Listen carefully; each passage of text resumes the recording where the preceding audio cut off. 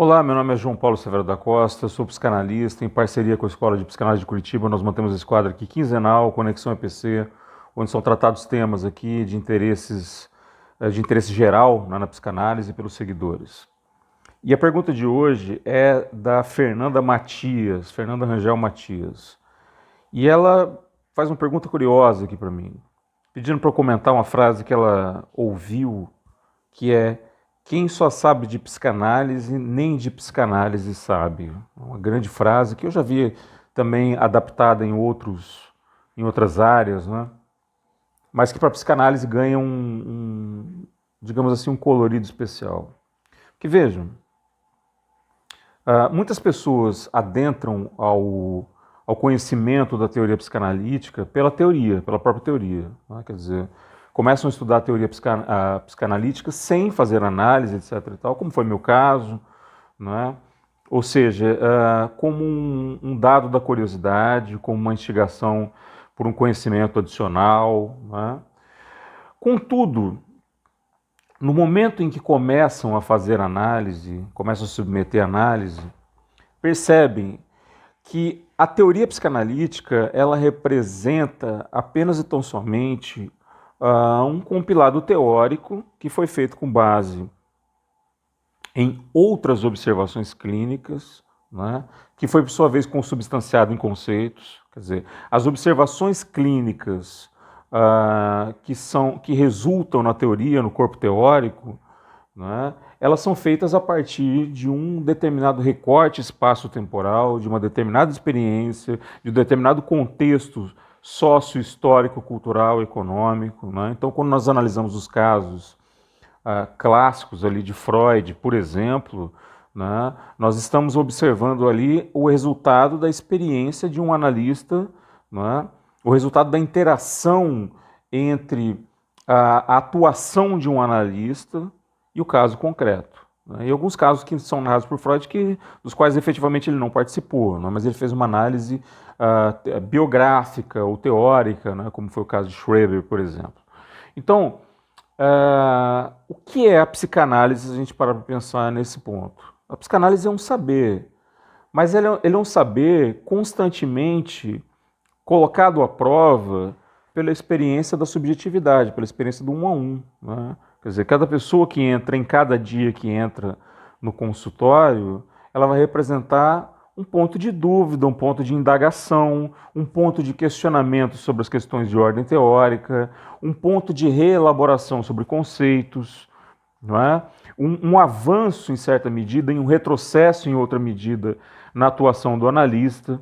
Não é? Ou seja, essa experiência desse vai e vem, essa experiência elástica que a psicanálise proporciona, ela não dá espaço a uma ideia de permanência de conteúdos extremamente fixos. Não é? Nós temos conceitos, mas esses conceitos, até conceitos elementares para a psicanálise, como inconsciente, por exemplo, já foram objeto de uma reavaliação, né? E são objeto de uma reavaliação constante. Por quê? Porque nós estamos num processo de interação constante.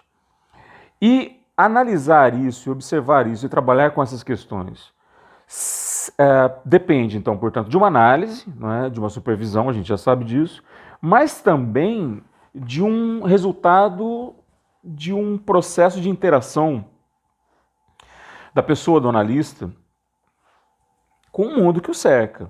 Né? Nós não poderíamos pretender que Freud falasse sobre inteligência artificial, sobre o mundo líquido, né?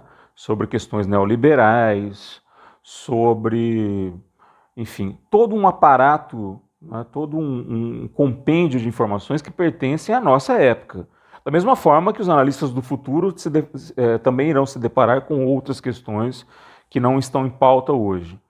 Ou seja, se o analista não se infiltra, né, no conhecimento como algo a ser constantemente perseguido, e esse conhecimento eu estou me referindo evidentemente a essas novas pautas, né, as novas pautas de ordem social, de ordem cultural, enfim, dos avanços da tecnologia, não é? Dos retrocessos éticos, dos avanços éticos, das questões de ordem política, etc. Então, o analista se torna inoperante, porque ele não consegue sustentar esse movimento, não é, de vai e vem do saber, não é, a partir da sua própria clínica. Ou seja, ele se torna um teórico e um reprodutor teórico. E a reprodução teórica, ela é, digamos, limitada justamente por esse intervalo que a gente chama de tempo, né? Ou de época, ou de década, etc, etc e tal. Então, quem só de psicanálise sabe, nem de psicanálise sabe, não sabe porque pode saber até acerca de teoria psicanalítica, pode conhecer um profundo conhecedor da obra de Freud, mas não acompanha esta movimentação e não acompanha esta mecânica, né, que a gente pode chamar de eventos, que a gente chama de eventos. Na verdade, o que a gente chama de eventos é algo da ordem da mecânica, não é? Algo que não está estático, possui uma dinâmica intrínseca e interage constantemente com outros elementos, não é? Então, de fato, um analista, como Lacan sempre disse, não é? Ou disse em determinado momento, o analista tem que estar atento ao locus da subjetividade, não é? Ele tem que estar atento à sua própria época, às demandas que aparecem na sua época, e essa atenção, não é? Essa vocação para a atenção local é algo imprescindível para a nossa atuação. Eu espero que eu tenha respondido essa questão. Nos vemos daqui 15 dias com mais um vídeo do Conexão EPC. Um forte abraço.